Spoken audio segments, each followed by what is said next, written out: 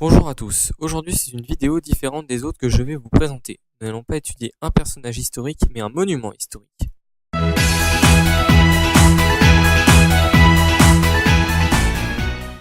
Voyons d'abord son histoire récente avant de s'intéresser à sa construction.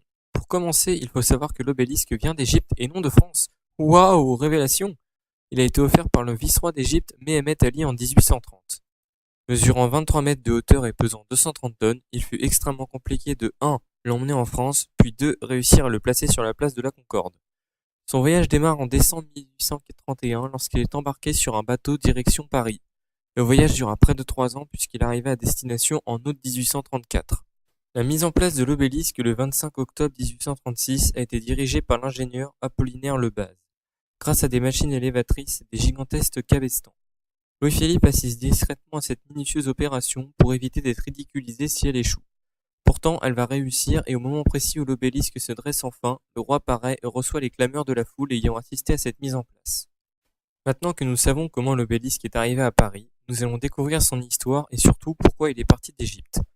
À l'origine, l'obélisque faisait partie du temple de Luxor. Il possédait un jumeau situé à sa gauche à l'entrée du temple. À l'origine, les deux obélisques devaient partir en France, mais seul celui de droite, le nôtre, a pris le bateau pour rejoindre le pays. Pour comprendre son départ, il faut se remettre dans le contexte de l'époque. En 1830, nous sommes dans la période de la Restauration française.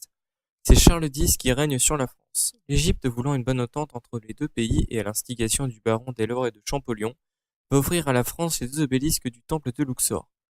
En échange de ce présent, Louis-Philippe va envoyer en 1845 une horloge en cuivre visible à la citadelle du Caire qui ne fonctionnera jamais. On pense que c'est dû au voyage. Voilà, c'est la fin de ce petit hors-série. J'espère que ce nouveau format vous aura plu. N'hésitez pas à m'en faire part dans les commentaires. Et surtout, n'oubliez pas de vous abonner.